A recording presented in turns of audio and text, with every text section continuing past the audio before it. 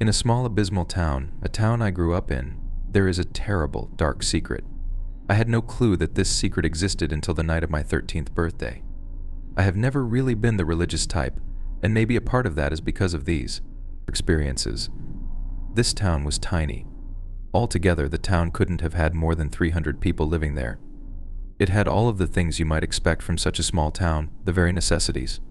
A small library, 3 separate churches, 1 Baptist, 1 Lutheran, and 1 Catholic. We had an elementary school, but the part of the school that had once been a middle school was damaged in a fire. It wasn't used any longer, but I found it odd that it was never demolished. I guess they were worried about losing the elementary school. Or maybe they worried the thing. Whatever it was would get loose. I had grown up in the town, but we did move a few times. That happens a lot when you live on rent. People buy and sell these houses even though they rent them out as well. It got a bit frustrating, but we moved each time we ended up in a different corner of the town. It was very nice to end up in a different part of town each time we moved. It kind of got rid of the monotony of the town, being able to look through my windows and see a new surrounding. I never really met with our neighbors too much. I was a bit awkward socially and didn't really want to change that. I valued being alone more than being with most of these people anyway. The houses were mostly your average houses, plain beige or a light blue. Usually single-level houses with your standard mother, father, son, and daughter setup. These houses were all the same setup, similar layouts. The entire town really looked the same if you weren't in the town center. That's where the public buildings were. I always found it funny that no matter where you were in the town, the entire place smelled like something was burning. Most of the people got used to it, but the closer we got to the school, the more I noticed it. Since our middle school was actually far outside town, the 2 neighboring towns were also small, too small to justify their own middle schools. Since we had the fire-damaged middle school, it all made sense to herd all 3 of us in the same building. I never really had to smell it once I was going to middle school, but it made the smell that much more rancid every day. Nobody else seemed to notice it, so I kept it to myself. On the night of my 13th birthday, we had just moved into a new home. It wasn't really the way I wanted to spend my birthday, but I didn't really have any friends to speak of. I would have just as soon spent the day playing video games in my room, as I normally do. But tonight was a new night. I had a large room, the largest I had ever had to myself. I was having a great deal of trouble deciding how I wanted everything organized. It was while I was moving my television stand that I noticed the lights. The house we moved to was directly behind the elementary school. I could actually see the front entrance from my window. The main entrance led to the West Hall, which had basically the whole of the classrooms in front of it. 1st through 4th grade would find all their classes in that hall, as well as the art room, our gifted program, and the gym off on the right. A lone hallway branched off to the right, with the kitchens on the left side of this hallway and the gymnasium on the right. For the 5th graders, you had to walk through the gym to get to one of the 2 classrooms. The library was up on top of that, just barely spared by the fire from years before. There was, however, another door, a south entrance. This was a set of double doors that would have led into the middle school, but those doors were always locked. It was structurally unsafe. These strange lights were at this door to the south. I stopped and stared for a second, trying to discern what they were. I soon realized they were candles.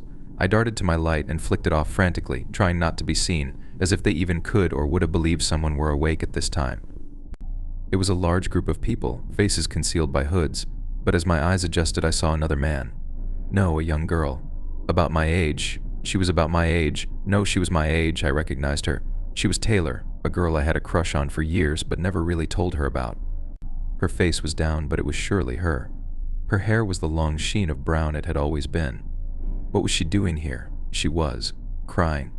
I barely noticed, but her hands were covering her face, and she was shaking slightly. She wasn't here of her own volition. That was for sure. I stared in a mix between confusion and horror as she was taken up to the entrance of the old middle school. Then I heard it. She screamed something and made a run for it. She was caught quickly, though.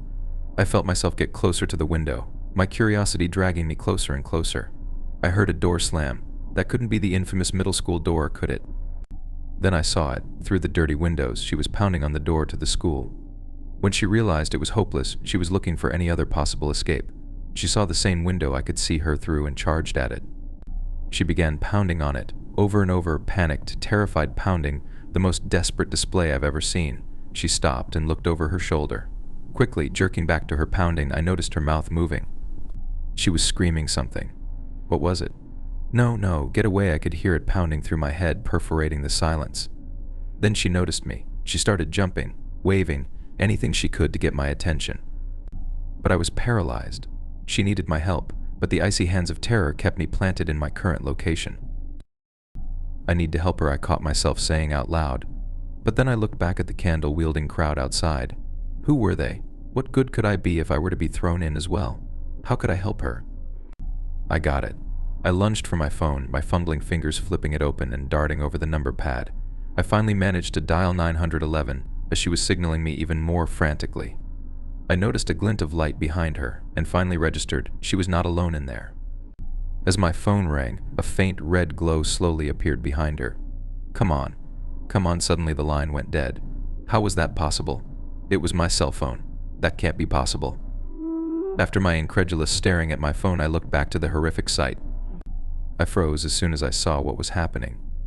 The men with candles had a new focus point their gaze was fixated on. It was me. The paralyzing fear was not going away, and it was the most striking feeling in the world. I couldn't breathe.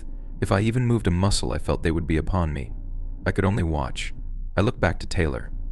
Her panic had escalated so far I could see the redness of her face, her eyes bloodshot, tears streaming down her face as she pounded the glass and convulsed with fear. The faint glow became more evident. It was a person. A bright red, glowing person. A man on fire. It walked towards her slowly, twisted and contorted as the flames burned. Muscles stretched and pulled with the fire. Its face was empty, a screaming mouth, with hollowed eyes and a missing nose, most likely claimed by the fire that killed him. He moved in such a twisted manner, his limbs violently twitching, his face eternally screaming in agony with the still burning fire that consumed him. He convulsed violently as he walked slowly towards Taylor, exacerbating her panic. Her panic quickly turned into desolation, the understanding that there would be no hope. As her own desperation subsided, she turned to face her impending doom. I watched terrified as the creature drew closer. Inch by inch, the infernal immolation drew closer and closer and closer and closer until finally her suffering would end. Or so my naive mind would have me believe. Much to my dismay, her torment would be drawn out. I watched in terror, unable to avert my eyes as the infernal beast drew closer. He touched her forehead with his hand. Then he slowly backed away. I hoped it was over, but I knew as she slowly started her own violent convulsions, no ending was near. No happy ending, at least. She began to glow a fiery orange. The first thing to ignite was her clothing. Then her hair. I could faintly hear her screams now. I could tell it was as loud as she could. Tears welled in my eyes as the fire spread from her hair down. Her face combusted, flames spewing from the eye sockets. Slowly it spread down, to her shoulders, her arms, her chest, then finally out of view to her legs. As the fire spread, I could see the muscles tightening and snapping. I could see the twitching of her arms and neck, mirroring that of her assaulter. Then, quite suddenly, the glow was lost, leaving nothing but a charred, skeletal outline of what she used to be. She collapsed into a pile. I saw a cloud of dust, or possibly ash, rise up. As the tears finally flowed forth from my eyes, I realized I hadn't looked for the hooded figures since I saw the beast. They were gone, leaving only the two of us. It must be a dream. It has to be. I just need to sleep. I'll awake in the morning to find that none of this was real. Out of possible frustration, possibly just the feeling of uselessness, I fell to bed. There was no sleep to be had, though. I lied to myself from the moment the notion of sleep entered my mind. I spent the night staring at my ceiling. Every blink brought the image of her burning eyes into my mind, stuck in my mind for an eternity. I knew sleep wouldn't come. Sure enough, the next day rolled around. I couldn't tell my mother about it. What could I say? I knew the only possibility was to feign illness. Fortunately, once the shock wore off and the impact of what had happened set in, I didn't need to try to vomit. She was easily convinced. The rancid smell of the smoke was even worse, or maybe I just imagined it was. I needed to clear my head. I walked slowly around town, trying to get away from that wretched place. I walked almost a quarter of a mile from my home before I noticed them. All the people were staring, their eyes fixed on a single point. Me. Their eyes burned with anger, with hatred. There was no end to them. It seemed everyone was staring at me, the most hateful, spiteful stare I've ever seen. I tried to ignore it, but then I noticed a few were following me. I peeked over my shoulder a few times each time they drew closer. I quickly rounded the next street, heading back towards my home. I knew nothing good would come from this. I was 3 blocks from my home when it happened. Everything just went black. A hood was placed over my head and face, tightened, suffocating me. The panic and struggle quickly made me lose consciousness. It was night before I had awoken, the hood still over my head. My hands and feet were bound. I couldn't move if I tried. I could hear voices. Familiar voices. I immediately knew what was happening, and I knew I wouldn't be leaving. These were esteemed members of my community. "He can smell it," the librarian said. "Are you sure?" "How can you be sure?" the math teacher asked. "He's told me. It was very long ago, but he was sure. He makes a face when he gets back off the bus, too. I've watched him," said the nurse. "He is diseased, and he saw it. We all know he saw it. If he were to tell an outsider, don't you know what that would mean?" the librarian said again. "Well, I suppose there is nothing we can do. He won't be missed. Not really. Besides, another sacrifice can only improve our standing. You don't want the flames again, do you?" "Very well. We must." The hood was torn from my head and I stood outside the school, outside the burned-out middle school.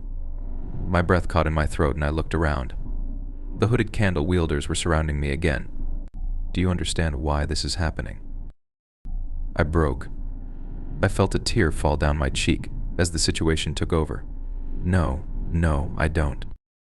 You can smell it. It has diseased you, the fire that happened here so long ago. It chose you. It hungers for you. I couldn't stop the tears now, the hopelessness setting in. When I looked at the door, I saw only the suffering Taylor went through, and I knew that pain was now mine. That agony. Nobody would discover my remains. No one would ever see me again, and few would even notice. As the tears streamed down my face, they marched me forward. I complied. A struggle could only worsen my situation. They pushed me through the door and closed it. As soon as the door closed, reality set in. I needed to move. Now, maybe hide, find a way to escape, a way to fight. There had to be something.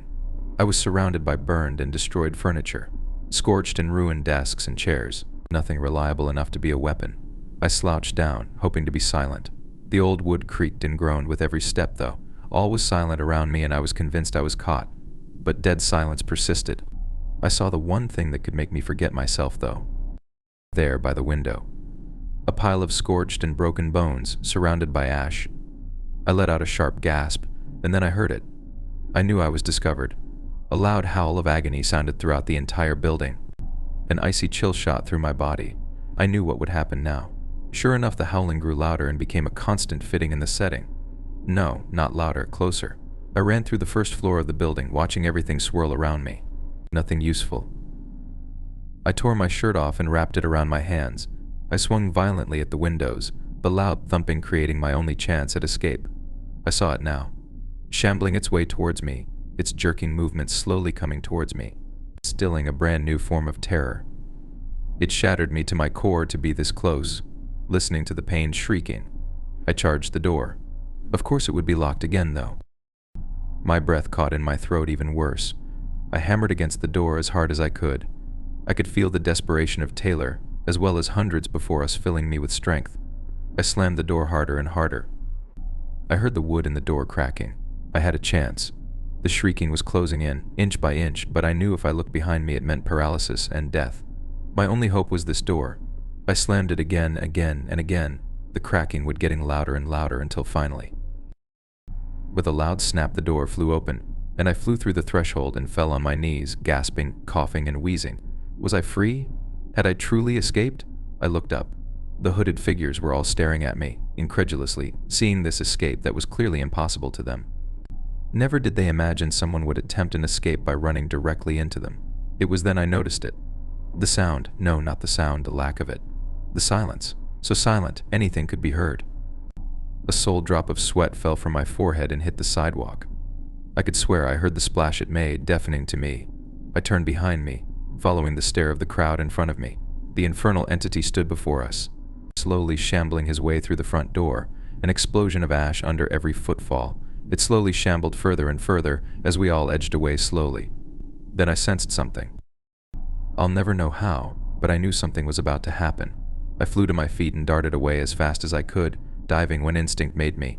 As I glanced behind me, the being shrieked again before exploding wildly, sending an inferno in a 10-foot radius. All the cloaked and hooded figures were ignited immediately, screaming in agony, as Taylor did, as they would have heard me scream if they had their way. As soon as the shock passed, I realized I was on fire as well.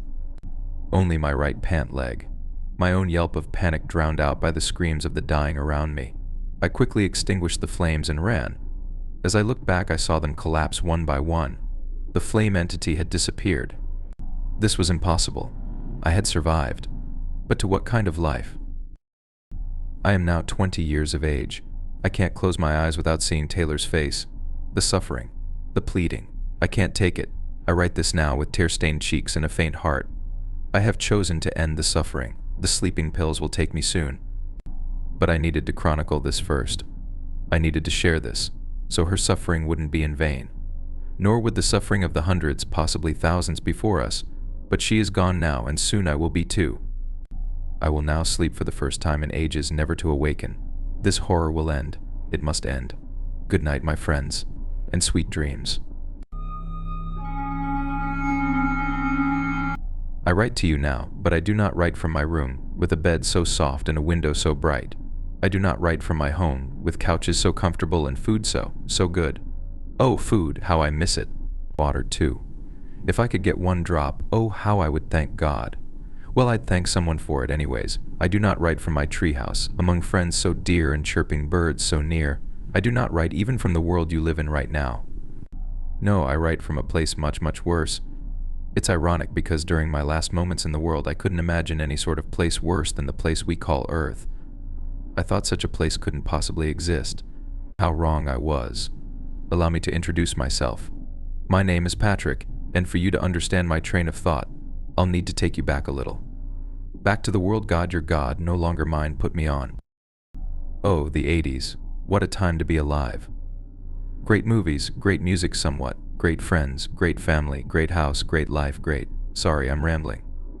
11 years old. That was me, living in a suburban home with my mother, Sarah, my dad, Vincent, my asshole 13-year-old twin brothers, Darren and Bryce, and of course my 5-year-old sister, Nancy. Come to think of it, I wonder how she's doing right now, sweet little Nancy. She was always so precious, so innocent. I hope what we went through together never changed that. Anyhow, I can remember the day so clearly. I was playing a basketball game of 2-on-1. I was the one with Darren and Bryce. The two jerks were creaming me, of course, never hasting to shove me around and taunt me. Patrick, you're ass at this, they would say. Well, of course I was ass. I was an 11-year-old playing 2-on-1 against two 13-year-old pricks. Actually, you know something? I'm gonna stop calling them names. See, when you're on Earth, it's easy to call your family members names and quarrel with them constantly.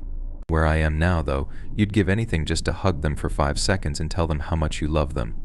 Oops, I'm rambling again. Well, soon enough, our mother called us in, as we were having some guests over that night. Our new neighbors. The new neighbors in question were the Hoffmister family. Up to that point, all I had heard my brothers say about the Hoffmisters were things like they're creepy as shit, and weird-ass people who gotta go. I didn't share these opinions. They seemed like okay people to me. Nonetheless, the Hoffmisters came over that night. The family consisted of 3. First, there was 60-year-old Eileen, a skinny woman with short, gray hair, always wearing black dresses. Next, we had none other than 60-something-year-old Leo. Don't really remember that bastard's age, nor do I care to, also extremely thin with a long nose that would make the pasty white guy on the Pink Panther show jealous. Then there was David, their 11-year-old insecure adopted son. I'm pretty sure Leo and David are in the same place I'm writing from right now, but I'm not certain. See, we don't really get to speak with anyone else here. Anyways, it was quite an eventful evening. Eileen and Leo had tea with my parents while Darren, Bryce, David, and I hung out in our treehouse, playing cards. In the treehouse, I started to get to know David a little better. I must say, though, he seemed a bit on the weird side. He was pretty awkward when it came to discussing things such as where he moved from or what life at home was like. Still, he was a nice kid, just very shy. Later that night, when the sun went down, my brothers had already gone home, and Dave and I were walking down our street lamp-lit road. That's when he invited me to his house for a bit. It was a Friday night, so I figured it'd be okay. Let me say this, his house was big. It was the biggest in the neighborhood, down at the end of my street, sitting high on a hilltop, as if it were better than all the others.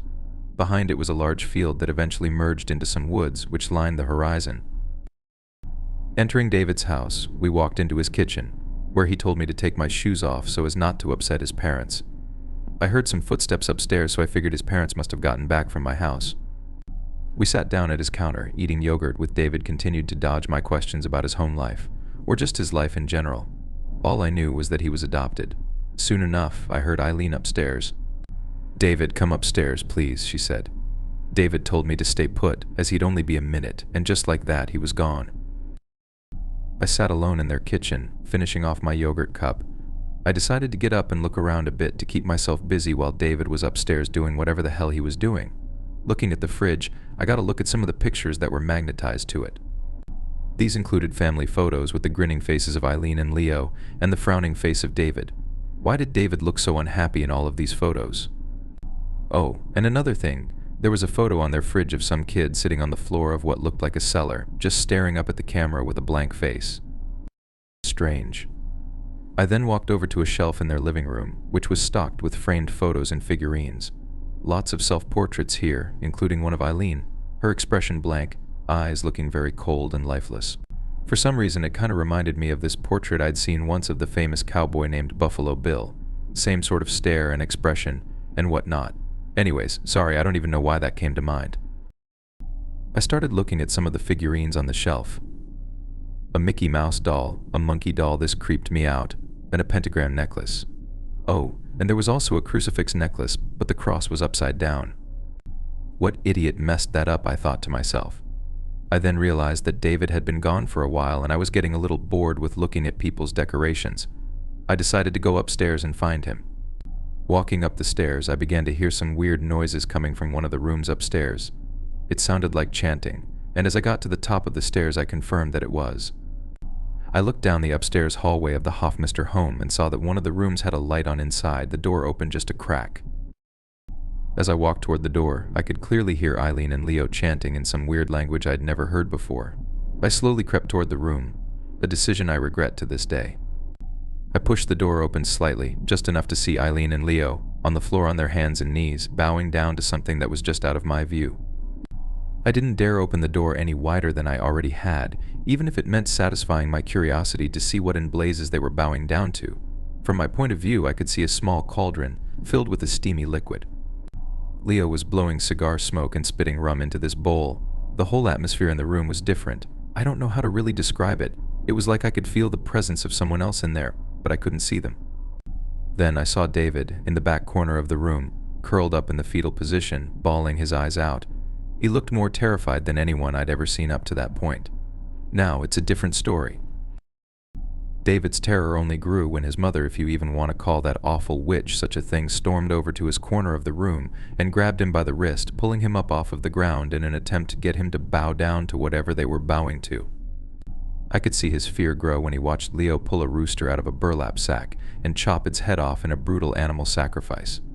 Then his face went white with horror as he realized how much trouble he was in when piss began running down his leg and onto the floor. That did it. Eileen began slapping David over and over and over and over again, angrily screaming at him.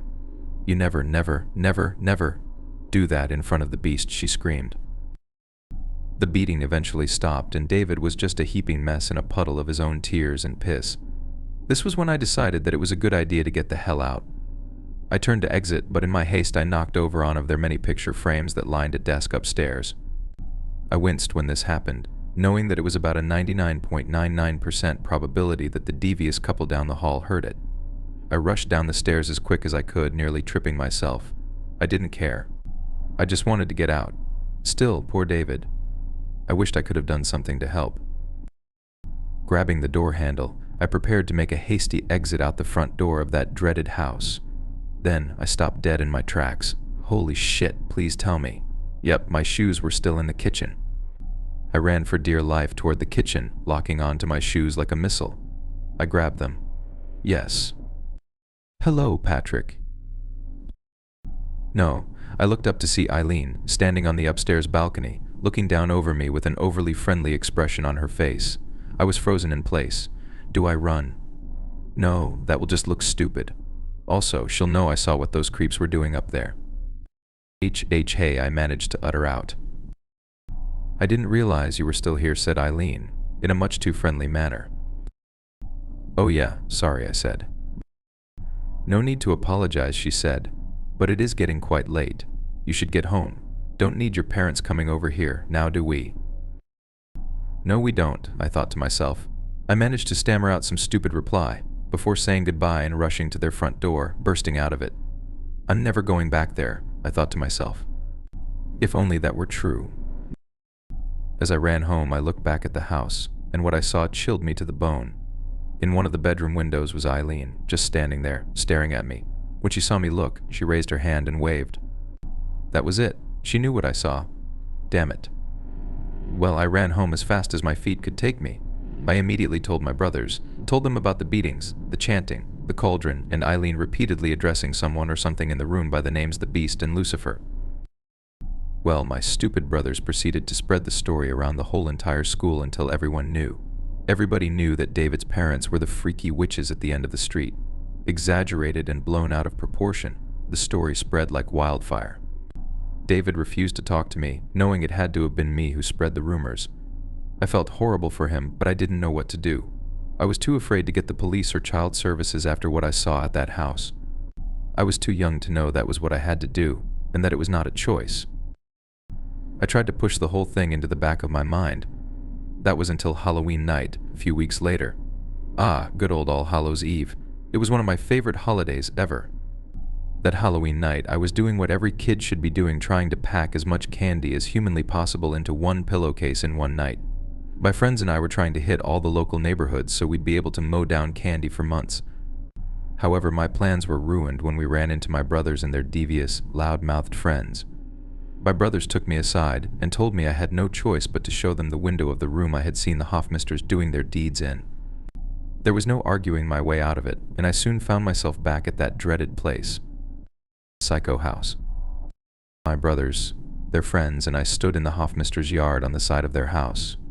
In the driveway were moving trucks. I wasn't surprised those people had been humiliated. I was actually really happy these creeps wouldn't be living down the street from where I sleep anymore. My brother Darren confirmed that they were moving away because of the rumors. Well, before I knew it, my brothers were forcing me to climb a tree to get a better look into the window on the side of the house. They wanted to see if there was anything batshit crazy that would be visible in it, and of course, being the pushover I was, I climbed that tree. It seemed like all was going well until the light in the window shut off. This was the first sign that something was wrong. However, before I could get down from the tree and tell my brothers to piss off, we all heard the front door open. Of course, my brothers and their friends took off, leaving me up in the tree. Eileen must have heard them, because the next thing I knew, she was prowling the side of the house and examining the muddy footprints left by my brothers and their friends. This is it, I thought. I'm going to accidentally snap a branch or fall or something and she's going to catch me. But by some miracle, Eileen didn't see me up in her tree and went inside. Well, I hightailed it out to there, leaving my pirate hat part of my Halloween costume lying on the ground in their yard. I never wanted to even look at that damn house again. I sprinted down my street and through my neighborhood, all the way down to the schoolyard, where my friends and I agreed we'd meet up after my brother's little scheme. And to my utter dismay, my friends were nowhere to be found. All I could say at that point was that my brothers had better still have had my damn candy in their possession. I looked around the schoolyard a bit more. Nothing, not a sign of my friends. It must have been pretty late at that point. There weren't even trick-or-treaters on the streets anymore. I knew my parents were going to kill me, so I started to head home. A walk home on Halloween night was the coolest thing ever. It was peaceful, spooky, and unsettling, all at the same time. I kinda liked that creepy feeling. It was what gave Halloween its charm. However, I really don't like the feeling of terror, kind of like the terrifying feeling that came over me when I noticed that I was being followed by Leo Hoffmeister's pickup truck. Great. Behind me were Eileen and Leo. Leo, of course, being the lapdog that he was driving. Eileen was sitting in the passenger seat. They knew. They knew I had spread those rumors. Who else could have? No one. I was their only visitor in their new house. I ran as fast as I could down the street, their old blue pickup truck continuing to cruise after me. I eventually veered off the sidewalk and into the woods. I ran faster than I ever had in my life. That night. Dashing through the woods, I looked back over my shoulder to see their truck, which was parked on the side of the road next to the woods. Holy shit, I thought. I am dead. These people are nuts. Unfortunately, looking at their truck parked, I did not see the fallen tree trunk in the middle of my path, and as you probably guessed, I tripped over it, knocking every last bit of air out of my lungs when I hit the ground. I crawled, gasping and wheezing for air, and the next thing I knew, the menacing figure of Eileen was standing over me. She looked so frightening in the moonlight, her gray, stringy hair being illuminated as the rest of her face remained dark and hidden. Even more frightening was when she held out my pirate hat and dropped it into my lap. Great, that was strike two for sticking my nose where it didn't belong, and somehow I got the feeling that I wasn't getting a third. "Obabubbu, Patrick, you took a nasty fall," sneered Eileen. "Let us take you to our new house and take care of you there. We'll make you feel healed and new." I pleaded with her, telling her that I was fine and I needed to be home. Of course, she didn't listen. The witch clutched my wrist and dragged me out of the forest, over to their truck. I was dead meat. I was so freaking dead. Well, I would have been if it hadn't been for a passing neighbor, who caught the two in the act of forcing me into their truck. Eileen and Leo managed to bullshit their way out of the situation, before getting in their truck and quickly driving away, leaving me behind. I went home and told my parents about the entire ordeal. The cops were called, yet after several days of searching, they were stumped as to the location of the Hoffmeisters. According to them, they weren't at their old house, nor had they been to their new one. No record of apartments or hotel rooms were on file either. Those demon-worshipping, child-abusing scum had vanished off the grid. I was fine with that and decided to try and get on with my life, hopefully never even having to think about the Hoffmeisters again. However, it wasn't long before I began noticing some weird shit going on around my neighborhood. What do I mean by that, you ask? First off, there were a couple of instances where I would see a kid on the street walking up the road in a trance-like state. And where did they walk to? Why, none other than up that damn hill and into the dreaded Hoffmeister home. Keep in mind that I was paranoid at the time, and my bedroom window looked right out onto the street, so I was the only one noticing this stuff, at least the only one in my house. I tried telling my parents, but they were just annoyed by it, telling me to quit letting my fears get the best of me. I still haven't forgiven them for it to this day. Then again, all I want right now is to tell them I forgive them. The strange occurrences then began to take an even scarier turn. One night, I woke up to hear the whispering of my little sister Nancy. I got out of bed to have a look. As I walked down the hall, toward her room, I began to make out what she was saying. Things like "huh" and "okay, I'll go." I opened her door just in time to see her standing on her knees in her bed, staring out the window. However, that wasn't the scary part. The scary part was seeing a scrawny, female shadow being projected onto Nancy's bedroom wall by the moonlight. The second I called out to Nancy, the shadow seemed to scurry off. I rushed over to Nancy, asking her who she was talking to. My little sister hadn't the faintest idea of what I was talking about. I told my parents, and this time, my dad jumped out of bed at the prospect of someone standing outside of Nancy's window. However, he went outside to find no one. Well, I began to run my mouth again. You'd think I would have learned the first time around to my brothers. Darren and Bryce, along with their friends, started to develop a newfound interest in all this Eileen talk. Something about that creepy place at the end of the street amused them, gave them a rush. They loved that type of stuff. Another thing to know about Darren and Bryce was that they had a knack for sneaking out of the house on Saturday nights, something my parents hated, but never really took enough action to prevent. And sure enough, my brothers and their friends snuck out one Saturday night to check out the old Hoffmeister house. This time, however, I wouldn't accompany them. But I sure came to know about it, because after my brothers went missing that night, one of their friends who was smart enough to get out of there early on told me about it. The police went over to the Hoffmeister home, search warrant and all, to investigate. They found nothing there. Nothing. However, as usual, I continued to be the one making the terrifying discoveries. This time, it was a VHS tape that I found sticking out of the VCR in my room one morning. Popping the tape in, the first thing I saw on the TV screen was a static shot of a cellar. The cellar was so dark and dingy looking, almost like a dungeon. Suddenly, the camera began to jiggle around a bit, and whoever was picking it up pointed it at none other than my brother, Darren. Darren was tied down to a chair, unconscious, looking bruised, battered, and abused. Boo! The loud yell from the camera person jolted Darren awake. The camera person was Eileen. She began to laugh sickly as Darren came to his senses, immediately beginning to cry. Who the hell would do this to another human being, I thought. That was my brother, too. I watched in horror as she continued to verbally torment Darren, eventually getting physical with him, smacking him in his face, his chest, and eventually his groin area. This woman was a sick, filthy pedophile. It wasn't until I saw Eileen begin to pull a sickle out of her pocket that I shut the tape off. Part of me wanted to go on.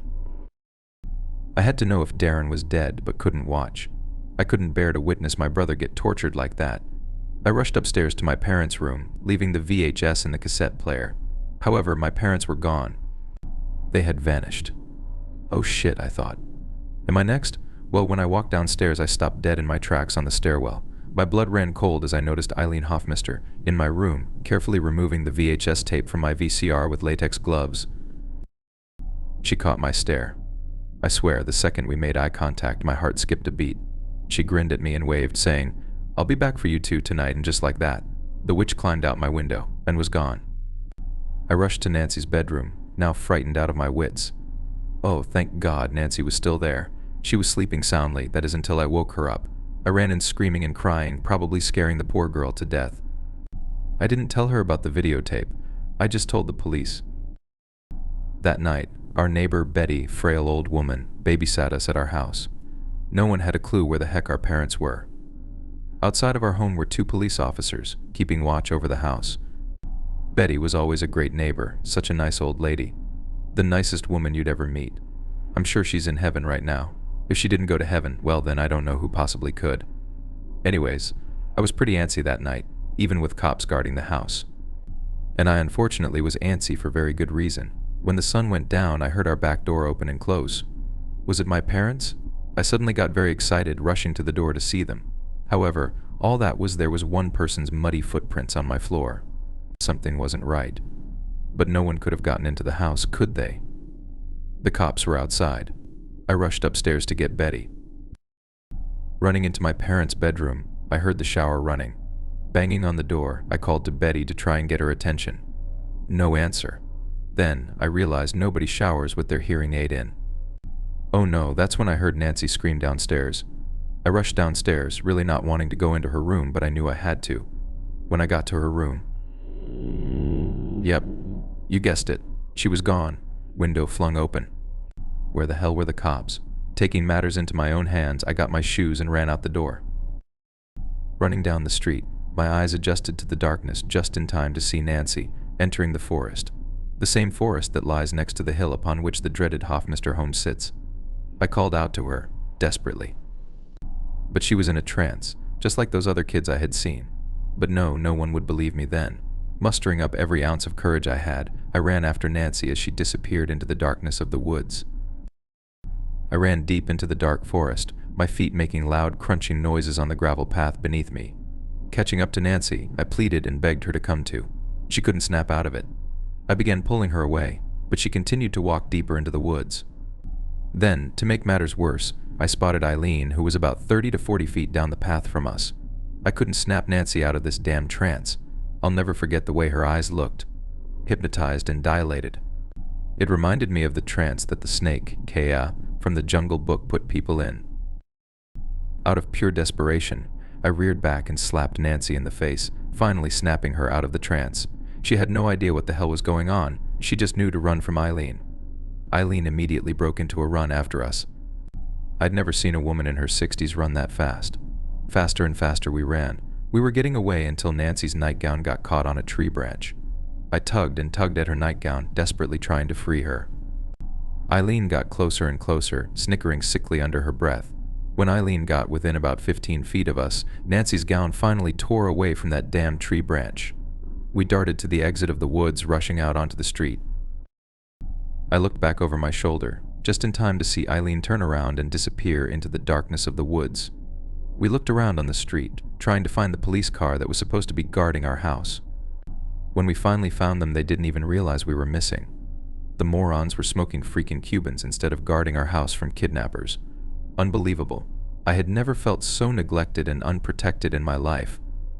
My parents were gone, and now the police weren't even looking after me. The idiotic officers went and got Betty, driving the 3 of us down to the police station. Finally, a place I'd be safe, right? Trying to explain to the cops that my sister was placed under some kind of voodoo hypnotism spell was like talking to a brick wall. Some cops are so ignorant, not open-minded at all. That's something I don't miss about Earth. People in authority were such douchebags. At least Betty agreed to stay the night there with us. See what I'm talking about? Nicest lady you'd ever meet. At some point, I fell asleep in the police station, and so did Betty and Nancy. What we woke up to was not at all what anyone ever wants to wake up to. Outside of the station, a roar filled the air. The roar was like nothing I had ever heard. That roar sounded like it came straight from the mouth of hell. The screams of policemen filled the air outside as we listened, scared for our lives. It wasn't until the roaring died down and the screaming stopped that we dared look out the window. And let me say, it wasn't a pleasant sight. Dozens of bodies were just scattered all over the parking lot, and here we were, tucked in a room in the back of the station, helpless. Nancy, Betty, and I crept down the halls of the station, trying to find an exit. We passed an office just in time to get a look at one of the computer monitors, one that had CCTV footage being fed to it. What we saw on the monitor was shocking Eileen, ripping a side door of the station off of its hinges. What was even more shocking was her face. Her eyes were demonic, her skin rotted and scarred like a zombie. Her teeth looked grotesque, as if she had meth mouth or something. Why the hell did she look like that? Now, I know the answer. She was possessed. That sick witch had willingly conjured up a spell to get herself possessed, just to get her hands on us. The witch ripped the door off of its hinges, rushing down the hallway toward us. She had us cornered in the office. And Betty, oh God, poor Betty. I couldn't believe my eyes. Eileen just picked Betty up by the throat, taunting her. It wasn't until Betty began to utter the Lord's Prayer that Eileen was sent into a fit of rage, pinning Betty to the wall and tearing her limb from limb. Right in front of Nancy and me, too. Looking back, I can't even believe a 5-year-old girl was forced to watch something so awful. I had never seen anything so terrible, of course now. I've seen a billion times worse. Well, after Betty was slowly disemboweled, Eileen collected Nancy and me. Leo drove up to the police station, and into the blue truck we went, no neighbor to save us this time. Before I knew it, I was back at the awful place known as the Hofmeister home. No furniture this time, no creepy portraits, no lights on, just an empty shell of pure evil. Eileen and Leo took us into the living room, where they began to bicker with one another. Leo wanted to have his fun with Nancy, but Eileen told him to wait. I couldn't believe what I was hearing. I wanted to get up and rip his head off. If only I could have. To this day, I wish I could have beat the hell out of that sick bastard. During this, I started to wonder where David was, probably meeting the same fate my brothers and their friends did, and my parents. Oh God, please tell me they didn't too. Leo eventually got impatient with Eileen, telling her he was going to get what he wanted for a change. He turned to look at my little sister, precious little Nancy, grinning. "Come here, sunshine," he exclaimed. The rotten creep threw himself upon Nancy. I rushed at him, attempting to stop him. All I accomplished was getting a backhand to the face. When Eileen intervened, telling him he needed to wait, she received a punch to the jaw. Well, that was a horrible idea on Leo's part. Did that moron forget his wife was possessed? Eileen grabbed Leo, picking him up by the back of his neck. Nancy and I took our chance and ran away. Of course, the front door was right in the path of Eileen, so we had to run deeper into the house to find another way out. I looked back over my shoulder just in time to see Eileen begin to bite down hard on her husband's face, chewing it like a dog on a bone. Leo's cries of pain were both horrifying and reassuring to me. He deserved what he got. Nancy and I rushed through the house, desperately trying to find a way out. Why'd that house have to be so big? It was like a maze, and the fact that we could hear Eileen's demonic growling as she desperately tried to relocate us, well, that didn't help either. Finally, we found a window that looked out over the side of the hill. I quickly unlocked it, hearing Eileen's footsteps grow nearer and nearer. There was a screen on the window, and I reared back and threw my hands into it, tearing it. I guided Nancy out, all the while listening to the haunting sounds of Eileen's feet hitting the wood floors. As Nancy jumped out, I yelled at her to run. I didn't have to tell her twice. As I began making my way out of the window, I suddenly felt the hand claw of Eileen grab my shoulder. I screamed out, but no one was coming to help. Eileen picked me up with the strength of an Olympic strongman, carrying me down the hallway and over to the basement. No, please no, I thought. Not the basement. Please not the basement. Well, basement it was, as Eileen flung open the door and carried me down into the musty cellar. She got to the bottom of the stairs, clutching me in her arms, and flicked a light on. Immediately, a grisly figure was displayed by the dim light of the basement. It was a 7-foot-tall statue of the devil himself, complete with ram horns, Ghoulish eyes, saber teeth, forked tail, and hooved feet. This was what they were bowing down to that night. It must have been. But now it was in the basement. Eileen plopped me down in a wooden chair so that I was face to face with this horrible statue. She tied me down. This time it really is it, I thought. Eileen then pulled out a black book with some sort of satanic symbol on the front of it. I tried begging and pleading with her, telling her I was sorry for the rumors I spread. I even offered to tell the whole town that I was lying, and that the tales were made up. Why did I even bother? Eileen was having none of it. I then began to cry, asking her why she had to kill my brothers and my parents. Once I said this, Eileen developed a confused expression on her face. I did what to them, she asked, in her deep demonic voice. Did you kill my parents? I said. Patrick, said Eileen, Lucifer does not want to just see people die. He wants to see them in hell with him. What? I asked, in a sheepish tone. Why, you could say your family is more alive than ever now, she exclaimed. And that's when the awful truth was revealed. Out from the dark corner of the basement behind the statue came my parents, my brothers, their friends, and those kids I had seen walking into the house. David was also among them, but they walked in a zombie-like manner. When they all stepped into the light, I saw into their pitch-black, possessed eyes. Those horrible eyes were not the eyes of the people I knew. They all looked dirty and abused, and their skin looked like it had begun to decay. Eileen grinned with glee at this sight. You see, Patrick, she said, Mommy and Daddy are here. Say hi to Mommy and Daddy. I looked at my parents, desperately trying to get them to respond to me. But they were gone. It was an awful feeling. Hail Lucifer, shouted Eileen. Hail Lucifer, repeated the hypnotized people, in monotone zombie fashion. Eileen then looked at me. And now, you'll join them. Eileen opened the black book and began reciting incantations. The zombies, the people I once knew, encircled me and began reciting with Eileen. I pleaded with my brothers, with David, with my parents, but it was no use. They were lost. Suddenly, the statue's lifelike lips began to quiver intensely. I thought I was dreaming. It's funny when something like this happens, all you think to yourself is, holy crap, is this really happening? The statue's eyelids began to quiver as well, before opening to reveal pitch-black eyes. The eyes began to glow a vibrant red, just as the statue's jaw began to unhinge. And then, a loud roar erupted from the statue.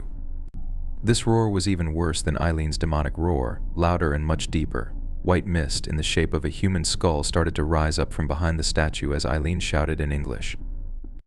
Bestias hungry. I screamed a blood-curdling scream as the mist made a beeline for me, shooting straight into my mouth, down my throat. I screamed as I felt the evil spirit make its way into my belly, wriggling around in my insides. My high-pitched screams slowly began to grow deeper and deeper, turning into a demonic roar. This is what it felt like to become possessed. I was Eileen's now, but even worse, I was Lucifer's. The last months of my life were agonizing as I lost myself, lost who I was as a person. I became the evil zombie slave of Eileen Hofmeister, working to serve the devil himself. It was like a dream. I was in control of my actions, but I wasn't at the same time. My slave labor ended when my body began to slowly decay. That was when Eileen disposed of me, likely going on to replace me with another poor child. Black-eyed children won. And that is why I am where I am now. It doesn't make sense to me at all. I don't deserve to be in this place. Sure, I lived out the last moments of my life serving God's adversary, but it wasn't my choice. Why, then, am I here? Some sort of mistake. Did heaven run out of space, or does everyone just go here? Are my parents here too? My brothers? Perhaps that is the worst part. I am not even granted the answers to these questions. I just live in total darkness and extreme heat. Regardless, I know it is Eileen's fault I am here. It's all Eileen's fault. It was Eileen who stole me from heaven's true light. And that is why, from hell I write. When Marissa said, maybe we should see other people, Nicholas decided to give her cancer. Nicholas, like many geniuses, had his great obsession. The root of his monomania wasn't hard to trace. After all, he'd lost both his parents to cancer by the age of 13. He bore mute witness as they wasted away, leaking mucilaginous fluids onto crisp white hospital sheets. Colon cancer father and lung cancer mother had followed in quick succession. Outwardly, he remained stoic. Inwardly, he was a roil of emotion. First debilitating grief, then rage at his parents for abandoning him, followed by searing guilt. Guilt at surviving. Guilt at having done nothing to save his parents. Certainly he'd been young when it all happened, not even of legal age. Still he suffered lingering doubts that if only he'd asked the right questions, insisted on different doctors or courses of treatments, spoke out for his parents when they'd been unable, things might have gone differently. For years he prayed that cancer would take him too. 7 months after he'd watched his mother's casket lowered into the ground alongside his father's grave, and 1 week after he turned 13, Nicholas matriculated at Harvard. By the age of 16, he'd graduated summa cum laude with a degree in biology. At 25, he'd already published half a dozen groundbreaking studies, was a full professor at his alma mater, and an MD. His goal was nothing less than the holy grail of cancer research, a magic bullet to cure all cancers. By 28, frustrated with the incessant struggle for funding and bothersome distractions of teaching, he'd left Academ for full-time research in a corporate lab. 12 years he toiled at Recombicon, insisting on working alone, skirted by colleagues made uncomfortable by his brooding intensity. He didn't care that he must look a freak to them, tall and thin, a long, sad face, stooped shoulders, skin sallow from the fluorescent lights of the lab. More than once he'd been likened to John Carradine, the perennial B-movie mad scientist. Yet he did nothing to dispel this image, favoring somber garb and the dark stubble of almost beards, while sectioning cancerous mammals with precise strokes of his scalpel. But he was tolerated, venerated even, by the corporation's board. His work had produced several lucrative patents. They gave him the things he needed and left him alone. In the same way cancer had relentlessly consumed his parents' vital organs, so it consumed his imagination, day after day in the lab, and during endless, sheet-twisting nights in his Spartan, bare-walled apartment. Until Marissa happened into his life, that is. Even obsessed geniuses can fall in love. The IRS had sent Marissa to audit him, he never having filed a return, nor answered any of their letters. She waited for him outside his apartment, into the wee hours of the morning, until he dragged himself home from work. She startled him, looming out of the darkness, spectral, pale as a gibbous moon, the oval of her lovely, preternatural face framed in white hair. But most startling of all were her eyes, deep red pupils, like those of a photo's flash-frozen cat, surrounded by milky blue irises. Bewitched, Nicholas couldn't look away. Marissa was a breathtakingly beautiful albino. She wore a perfectly tailored, black suit, a shocking contrast to her unpigmented skin and argentine hair. A red garnet pin on her lapel glowed with the same eerie light as her eyes. "You've been a bad boy," she said, and that was all it took for Nicholas to fall terminally in love. An audit can be a simple thing if one keeps good records, or, if the records are spotty, it can take a long time, require the auditor and auditee to spend many hours huddled, head-to-head, weaving together the intimate details of one's financial life. Nicholas' case was the latter. Not only had his parents come from money carrying with them all the attendant stocks, bonds, and sundry other investments he'd inherited and then ignored, but the generous royalty contract he'd negotiated with his biotech firm had netted him a small fortune now that 3 of the drugs he'd developed were fairly burning up the market. His tax liability, penalties included, was substantial. 7 figures was her guess. A prolonged audit would be necessary. Nicholas was elated. Over the course of the next few weeks, he spent less and less time at the lab, and more at his apartment with Marissa, sifting through his financial records, slowly exposing his empty life through an audit trail. Within days, cancer had been displaced in all his waking thoughts by her. When she wasn't around, he suffered the pangs of nascent love, the sleepless nights and tortuous days waiting for her to reappear. To prolong the audit, he lost some of the critical paperwork, purposefully misreported on other forms. She was unfazed.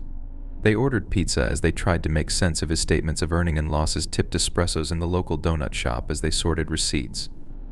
When it turned out he was nominal president of 3 numbered corporations, and that his net worth was in the tens of millions, he shrugged. Marissa was clearly puzzled by his reaction, at his indifference to his own wealth. Still, she seemed to warm to him, took to calling him by his first name, to touching his arm lightly, when she discovered something of interest in the sea of documents. One day they even took boxes of pay stubs to dinner at her favorite restaurant, an intimate Turkish cafe.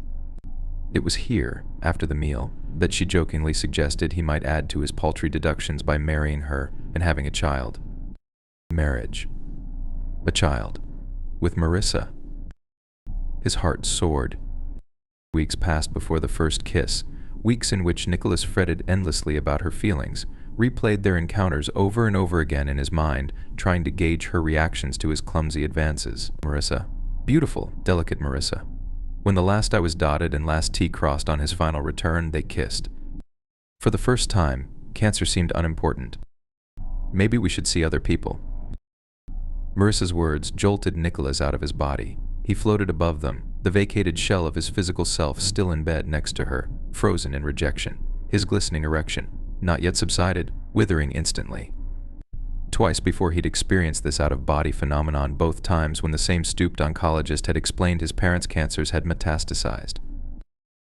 Things aren't working out the way I'd hoped, Marissa said to the shadows of his bedroom. Nicholas collapsed back into his body. Every molecule of his being wanted to scream, "No, you're wrong," but he remained tight-lipped, as self-contained as he had been at the side of his parents' hospital beds. "I don't think you're ready for this level of commitment." How could she say that? Of course he was ready. Tonight he had planned on telling her he loved her, that he wanted to be with her forever. Too late for that now, unless, reaching out, he put his hand on her breast, traced its shape the way she liked. Don't, but her sharp intake of breath belied her admonition. Nicholas feathered the back of his hand down her belly, felt tiny invisible hairs rise to meet his knuckles. As soft as a breeze, his hand slid between her legs, his long index finger straightening into the mucilaginous warmth. No, Marissa disentangled herself and rose, looming naked in the moonlight, her skin flawless as the finest English porcelain, heart-stoppingly beautiful, a contrast in Nicholas' imagination to his own scrawny, consumptive form. Of course she wanted to see other men, younger, better-looking men, men she could love the way he loved her. He pulled the sheets up to his chin, ashamed of his pitiful carcass. "You're dumping me." "Don't say it like that, Nicholas." His genius utterly failed him. She was slipping away while all he could do was stupidly clutch the edge of the sheet. "You know I want children," she looked away. "I'm sorry, but I don't think you're ready." So that's what this was about. You're wrong. Look, Nicholas, you're a nice guy, but there's an anger inside you that scares me. It's poisoning our relationship.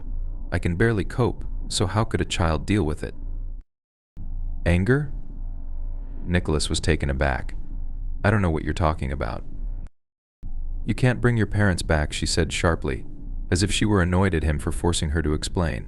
"Not by being with me, or by having your own child." Marissa pulled on her panties. An absence of black against her alabaster skin slid her arms through the straps of her bra, its dark lines bisecting her breasts. "I've got to get going," her tone softened, became conciliatory. "We'll talk about it later, when we're calmer. Next week." "Okay." He had nothing to say.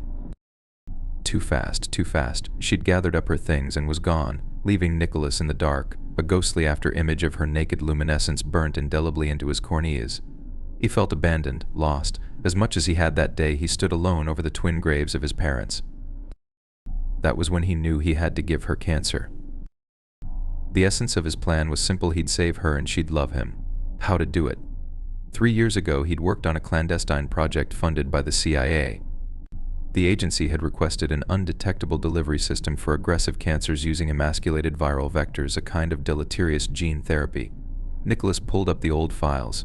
The cancer he selected, an accelerated pancreatic cancer, was one he'd fathered in his lab.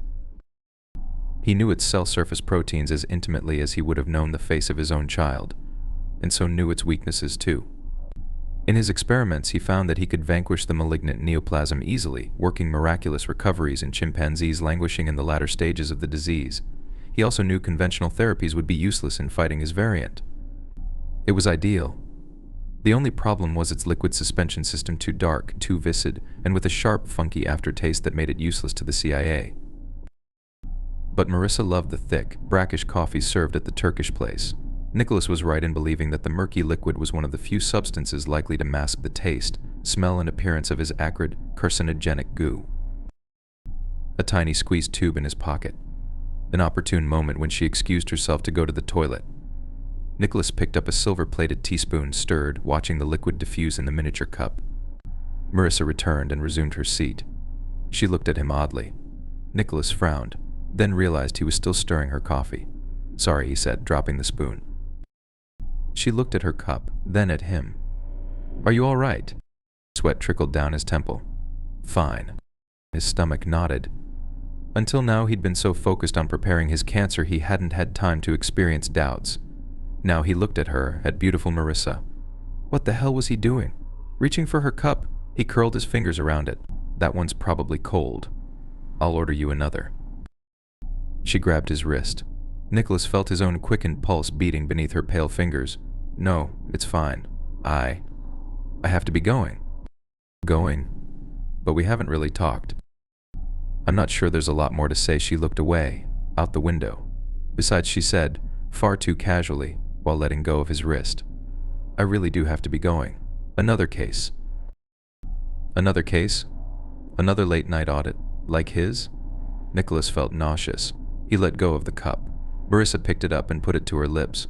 Nicholas watched her drink. She dropped her share of the bill on the table and with a chaste peck on Nicholas' cheek was gone. 6 weeks later she called him from the cancer ward. "Ask any researcher as good as a chimp is for modeling a human being. A chimp is not a human being." So, it shouldn't have been a complete surprise to Nicholas when things went awry. Amidst the monitor ping and the drip of the IV, he hovered over her hospital bed, devastated. Marissa's fingers clutched weakly at his. She looked deceptively normal, but inside things had gone very wrong. Unlike the lab experiments, Marissa's cancer had metastasized, slipped into other organs where it wasn't supposed to have gone. It spread with a single-minded virulence that befuddled the doctors at the hospital. In a matter of weeks, Marissa's poor body had not only been assaulted by pancreatic cancer, but had been besieged with an inexplicable spate of other cancers afflicting her colon, lungs, and throat. Nicholas' miraculous cure aimed at only one target, the pancreas. In that respect, the experimental drug he proffered the doctors had worked exceptionally well. They were singularly impressed at the results. But as for the other cancers, they gave her 4 months tops. Nicholas stared at Marissa's beautiful, sad face. She would abandon him as his parents had. And for all his genius, there wasn't a damn thing he could do about it. Or was there? Fused trophoblasts. He'd made the proposal to the board several years ago. His notion was to fight cancer with an equally aggressive vector, embryonic cells, or, more specifically, trophoblasts cultivated from embryonic cells. After all, the embryo's struggle to bury itself in its mother's uterus was rivaled only by the assault of malignant cancer on normal tissue. His PowerPoint animation showed the engineered cells, his black magic bullets, dispersing throughout the body like a swarm of angry bees, targeting malignant growths, then hijacking critical blood for their own voracious appetite, starving out the malignancy. Once its host died, the engineered trophoblast cells would starve too. On Nicholas' screen, bright tangles of tumorous cells crumbled under the onslaught, disappearing altogether. Complete remission in days. A Catholican for all cancers in a single syringe. A convincing presentation, he thought. Unfortunately, the board hadn't found it so. Rather, they found it unpalatable. Developing bioweapons for the CIA was one thing, creating human embryos from which to harvest cells was another. Support for the project was roundly rejected, thus making it impossible for Nicholas to obtain the embryonic material he needed for his experiments. He moved on. Only now his magic bullet was Marissa's last hope. She simply had too many tumors, too many targets, even if he stole all the experimental drugs he and his colleagues had ever produced and pumped her full of them. So Nicholas made a copy of the necessary files, snapped the lids onto several petri dishes, and stuffed everything into his briefcase. Then he tendered his resignation. The next day he rented a vacant butcher shop and spent a significant amount of his liquid assets equipping it. The place was in the middle of an industrial neighborhood, surrounded by decaying warehouses on 3 sides and a rail yard on the 4th. Painting over the windows, he worked feverishly to convert the shop into part lab, part operating theater. He installed everything necessary for blood work and biopsies, then put together an imaging center of sorts, including an ultrasound and a used X-ray unit. Against one wall, he placed a rack for a dozen rat cages. Against the other, he put 2 blue plastic-lined bins for animal waste. He'd use the animals to perform toxicity and side effects tests at least whatever time would allow. Long after visiting hours had ended, the corridor was silent save for the occasional nightmare-inspired moan or distant sputum-laden cough. Unseen, Nicholas slipped past the sleepy-duty nurse and crept into Marissa's darkened room. Her eyes were closed and her chest rose and fell with a wheezing irregularity. It had been a week since his last visit. He'd been busy prepping his lab and beginning the first series of live animal experiments, and her condition had so deteriorated Nicholas was shocked into momentary inaction. She looked hollowed out, her cheeks sunken, her eyes dark bruises, her long glorious hair all but gone from the futile regimen of radiation and chemotherapy. Nicholas picked up her hand. It was limp and damp, like holding a drowned kitten. She stirred and groaned softly. Her eyes fluttered open, startling him. Her red pupils were dilated. "Nicholas." "I'm here." "Wow, why?" She floated groggily in a sea of painkillers. He stroked her forehead gently. "Why what, Marissa? Why did you do this to me?" Nicholas was taken aback. Did she know? She'd never mentioned it on any of his previous visits. Or was she just delirious, talking about something else, an errant memory swimming up through the analgesics? He searched her face, but couldn't tell. She swallowed and closed her eyes. In a moment her breathing slowed and, although shallow, became regular. "Because I love you," Nicholas said, kissing her lightly on the forehead. He carefully detached the IV drips, sliding the needles from her vellum skin, dribbling bright red lines on her thin arms. Peeling back the tape, Nicholas removed 2 catheters. Cradling her like a newborn, he lifted and placed her in the wheelchair he'd brought. He made for the elevator, passing the now empty nursing station, and down to street level. He rolled her through the emergency room, past incurious, dazed eyes lost in their own pain, and out to his waiting van. "Please, Nicholas, let me die." Marissa's voice was raspy. It was the first time she'd addressed him directly in a week. Usually when she spoke it was to phantoms. Occasionally she sang snatches of children's songs. But for the last hour she'd followed his movements around the room from where she was strapped to the gurney, repeating her plea like a mantra. Nicholas increased her morphine dose 2 milligrams.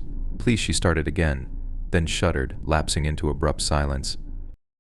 Nicholas felt a sharp pang of guilt. She hadn't really needed the analgesic, but his nerves were raw, and now, of all times, it was critical that he be able to concentrate. For 3 weeks he worked on culturing trophlasts from Marissa's eggs and his sperm. Of the dozen of cultures he'd started, only 1 cell line was still viable. Nicholas filled a syringe with half of the murky fluid in which her final hope swam, slid it into a vein in her arm, then thumbed the plunger, firing his magic bullets at their targets. Marissa rallied and Nicholas allowed himself a faint hope. In the days that followed, her tumors began to shrink. In the next 2 weeks her progress was astonishing. Her recovery seemed a certainty. Nicholas was joyous. Then her remission came to a crashing halt. Her tumors began reasserting themselves. Nicholas applied a second course of treatment. It used up the last of his engineered cells. Only this time her rally lasted for no more than 48 hours. The cancer made up for its temporary abatement with a deadly new efficacy. Fresh lymphomas, carcinomas, and myelomas appeared. Lumps developed in her breasts and uterus. Her left iris flecked with the black spots characteristic of melanoma of the eye, and her nose developed ulcerating sores. Her beautiful, once pristine skin slowly receded under masses of brown lesions and the red-purple nodules of Kaposi's sarcoma. Esophageal cancer ravaged her throat, reducing her cry to an unrecognizable rasping noise. When an X-ray revealed the dark spots of several gliomas in her brain tissue, Nicholas finally understood her cancer-riddled organs were beyond even his powers of redemption. In days, perhaps hours, Marissa would succumb. He'd lost again. 6 weeks to the day after he'd brought her here, exhausted and filled with desperate anguish, he pulled her off life support, then lay next to her on the gurney and wept.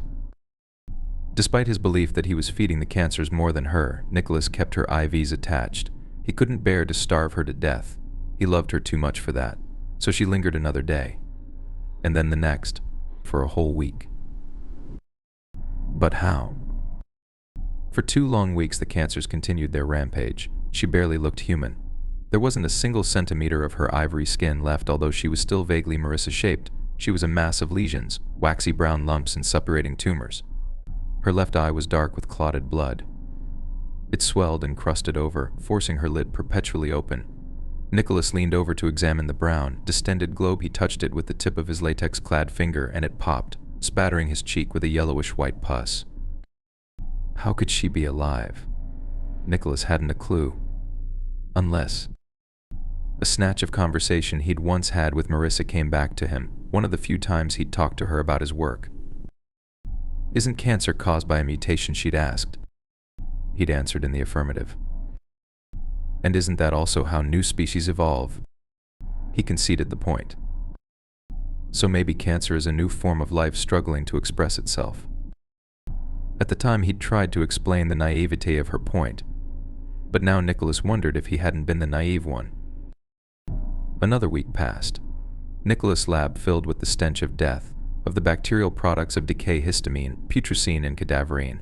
But instead of killing her, the tumors commandeered her organs and stabilized them, creating dark, clotted doppelgangers. The smell diminished. New growths popped up, the cancers somehow activating long-dormant sequences of DNA. Strange, misshapen organs proliferated inside her abdominal walls and thoracic cavity. They pulsed with life, and dark fluids passed around and through them, sustaining her. Her blood-starved skin cracked and peeled, then sloughed off in broad swatches, revealing a brown carapace beneath. Where her mouth had been was a blistered oval, something that might have been a tongue twisted in its depths. Two brown, fibrous orbs had replaced her albinic eyes, twitching in dark sockets, mimicking the movements of real eyes. But did they see anything? Nicholas had no way of knowing. Marissa was alive. He stared at her, incredulous and appalled. How could he love such a monster? Yet he did. When blood formed dangerous, faded pools in her new organs, Nicholas disensanguinated her. He washed the blood from the floor with a hose, spraying it into runoff channels. A brown sludge now circulated in her sclerotic veins.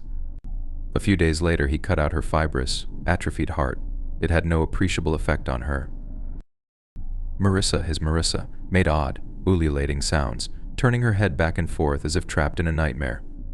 Nicholas discontinued the morphine. She calmed. However, when he approached, her head swiveled and her body strained towards him, as if she wanted him to comfort her. Nicholas pulled on his latex gloves and stroked her striated forehead. She relaxed. A dark arm pressed against his thigh. Though nobody else in the world could possibly have understood the mangled word, Nicholas did. Marissa, his Marissa, had called his name. Nicholas peeled off his gloves. He reached out and, for the first time since he'd brought her here, touched her directly. Her skin was stippled with waxy bumps and felt cool beneath his fingertips. Yet, in that moment, he could not have loved her more. She stirred when he touched the prominence of her breast. The nipples had rotted and fallen off nearly a month ago, but the rest of the breast had hardened into a shape that remained true to Marissa's. He stroked her the way she liked. Marissa groaned, arching against the restraints. Just as he had done so long ago, Nicholas feathered the back of his hand down her belly, felt tiny invisible hairs rise to meet his knuckles.